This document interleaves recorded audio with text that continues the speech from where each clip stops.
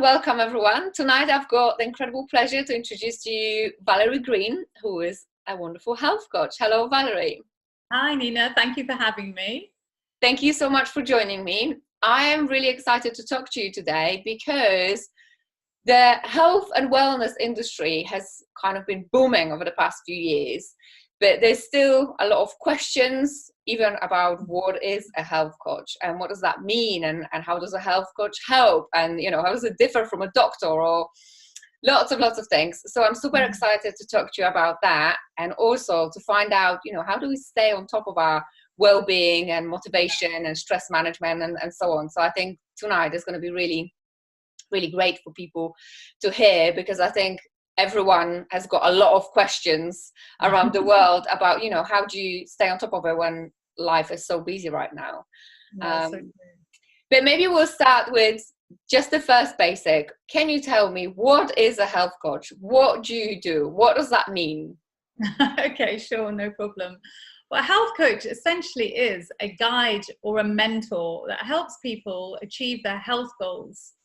You empower them and you help them along the way in order to live their best lives, and you look at it from a holistic point of view. So you'll look at a person's whole life, so not just their diet, also their physical activity, their relationships, their stress at work, for example, family, social life, finances. You look at the whole thing. You take a whole holistic approach to a person's health, because you can't just focus on one area, because other areas of your life might be in deficit or out of line. So you try and align a person's whole being. So that's basically a health coach, is looking at all aspects.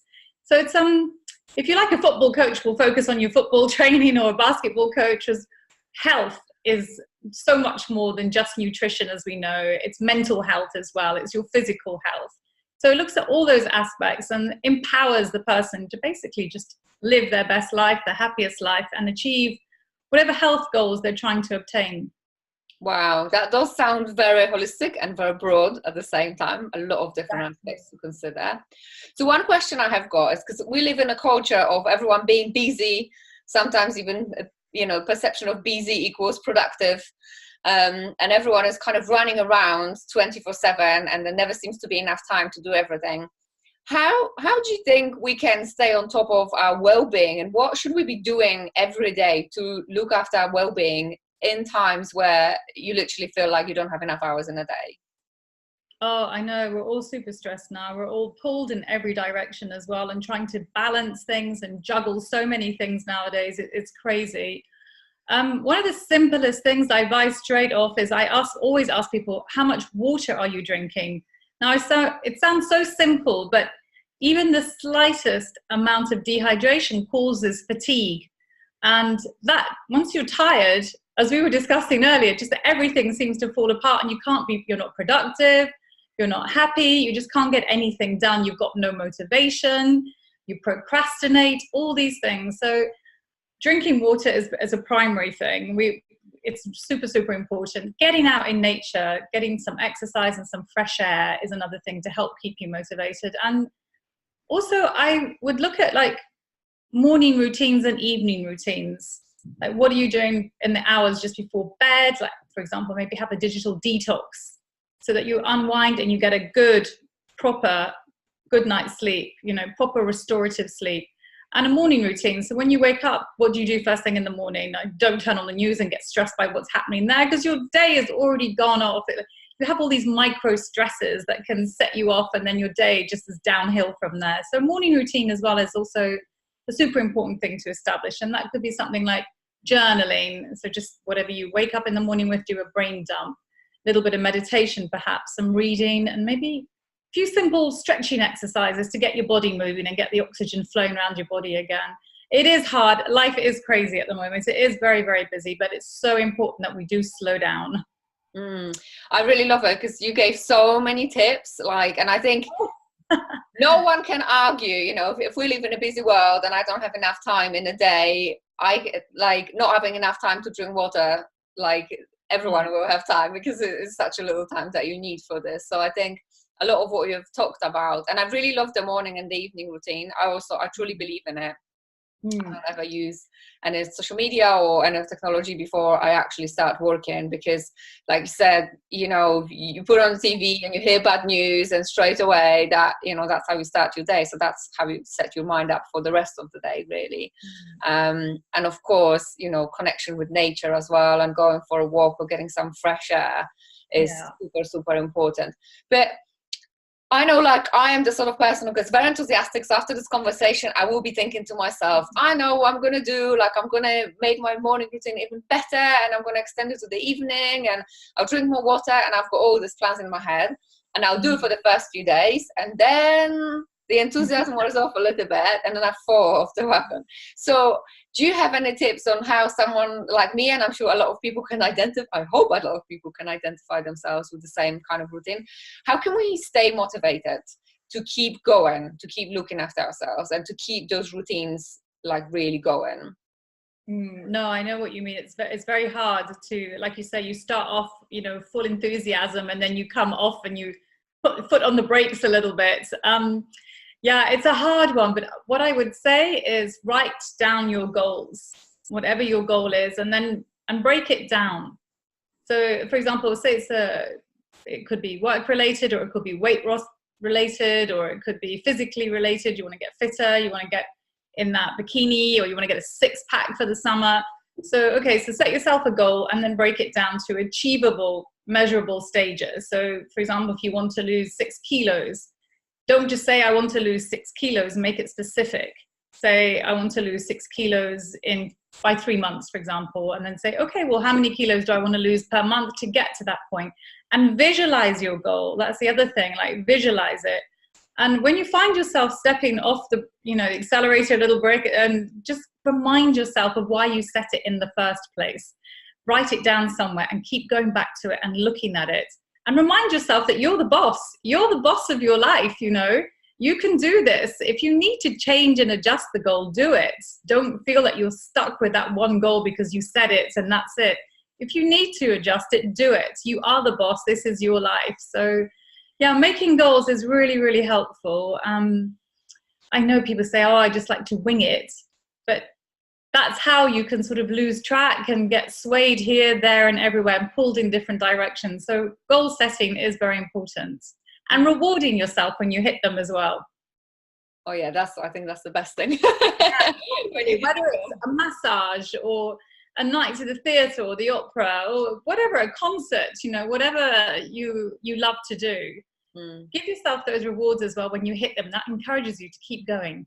I think that's super helpful. And I think, yes, going back to that why and the purpose of why you set this goal in the first place, I find that really helpful, because, you know, if it's something that I'm doing because it's a New Year's resolution and everyone is doing similar thing, or, you know, my mom had told me, or I feel like I should do, then the chances are that I'm probably not going to get it, but because I'm going to lose motivation. But if it's something that's really deeply important to me, then I guess going back to that why will always be like, okay, I know that I want to do this because this is what I'm going to get once I achieve it. Yes, definitely. Okay, so obviously I talked about my lack of motivation sometimes and falling off the bandwagon, but you work with a lot of people and you help a lot of people. What are the biggest challenges that you see now, like, you know, as humans looking after our well-being? What do people come with to you, and what do you see as the biggest struggles? By far, the one thing that comes up time and time again is stress. So many people now are just so stressed. And that was one of the reasons I got into becoming a health coach as well, is my husband suffered a life-changing stroke, and he had a super stressful job.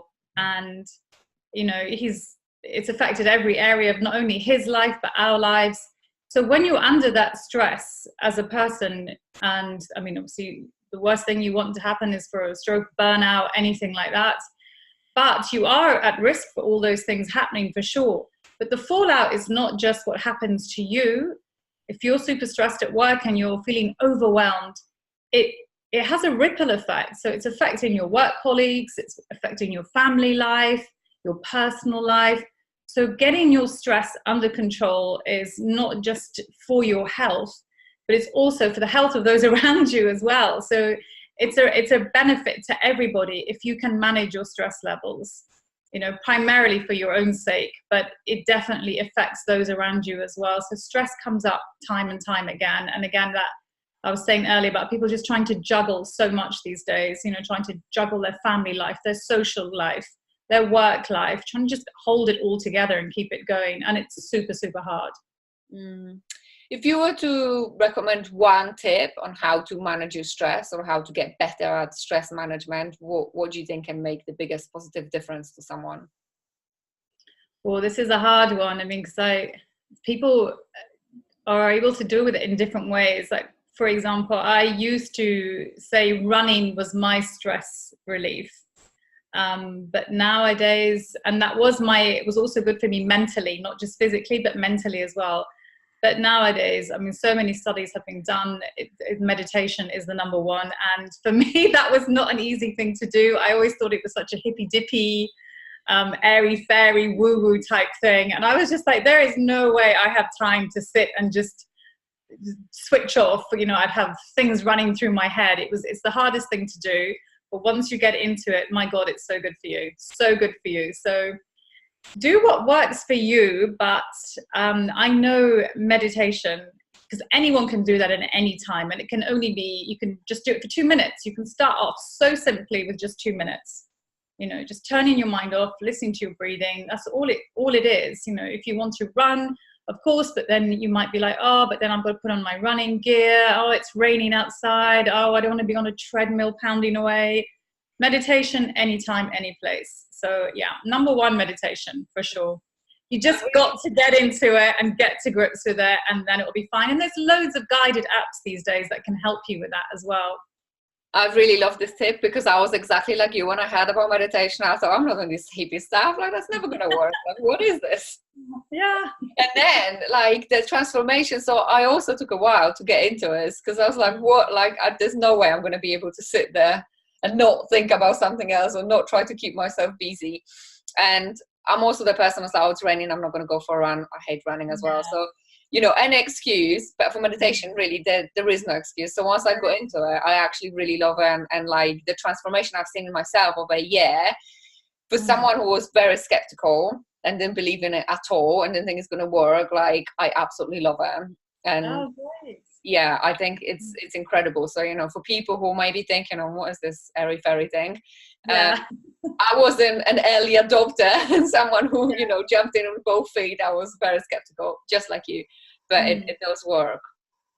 The other thing I wanted to ask you is, because, when you talk about being a health coach and looking at things holistically and all areas of life, obviously diet is part of it. And like, I have to say, I am confused, because every day I see that there's been research, you should eat fat, you shouldn't eat fat, you should eat carbs, you should leave carbs, sugar is a killer. I don't really know what I should be eating anymore and what I should be doing. Like, seriously, because you think, okay, well, you shouldn't be eating meat, or like, I'm trying to reduce my meat intake, but then you hear about, the fruit that are also grown on pesticides and GMO and whatever. And you're like, what should I be eating? Like, what should I be feeding my body? What should I be feeding my face? How can we, you're the expert in this area. I'm obviously just someone who picks up a bit of news here and there and is confused. But how can a simple human being like me, who hasn't got a clue about these things, make sense out of all of it? A simple human being, the simplest way is to keep it simple. Eat whole foods, organic if possible, but stay away from all the packaged processed food. Whole foods, by far the best diet around, and extensive studies have been done on this and shown that it is the best diet, is the Mediterranean diet. It's primarily plant-based, with emphasis on fruits, vegetables, legumes, whole grains, food from the land, basically, and seafood, shellfish, maybe twice a week. And the good news is, some will even say that a small glass of red wine daily will help as well. I was waiting to see if you'll mention it. So it's not cutting out all of life's pleasures. But that has been shown to be the best diet by far. So just keep it simple, keep it clean.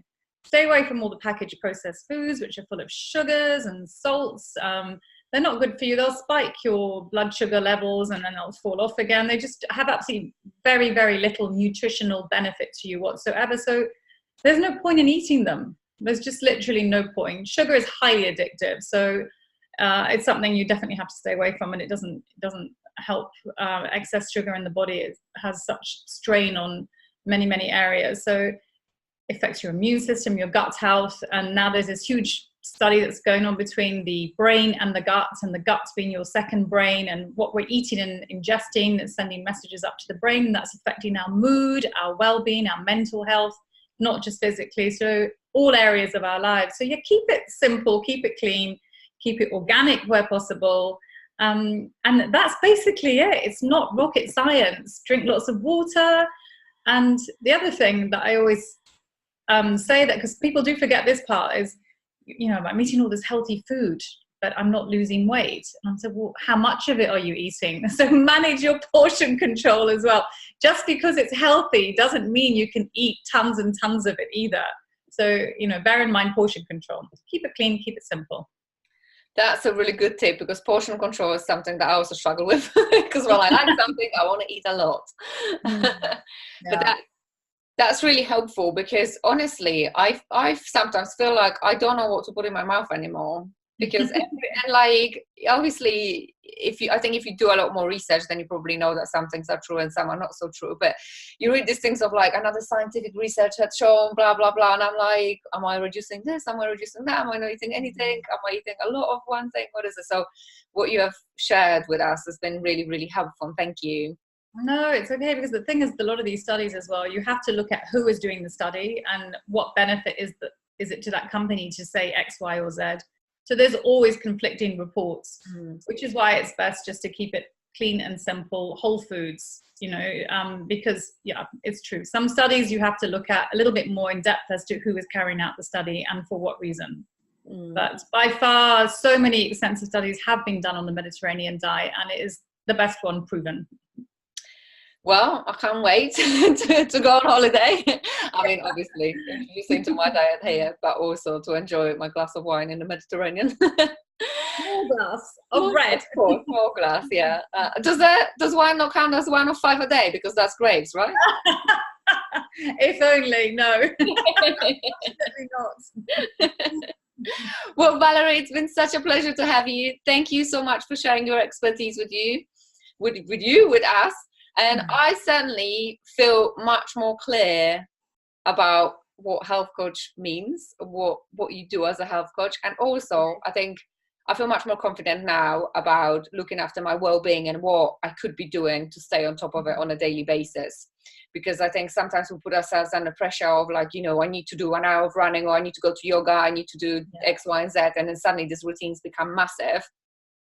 And it's easy to stop them and not do them, because the minute you get busy, you think, I haven't got time for this, I'm not going to do this. Whereas like everything that you shared with us, it's all really small things that can be done any day, kind of any time. So really there's no reason not to integrate them into the routine. And I think that's really important in the kind of busy environment and a busy culture that we live in. Absolutely, absolutely. And as a health coach, my job is to hold you accountable. So that, you know, the times when you do feel you're falling back and you're struggling to stay motivated, that's where the health coach comes in and guides you, mentors you, and sometimes gives you the kick up the ass that you need, you know, depending how far down the scale you've gone. But yeah, so that's it. Hand holding, if you like. Absolutely. Sometimes pulling, hey, when needed. Yes. Well, thank you so much. It's been a massive pleasure to have you.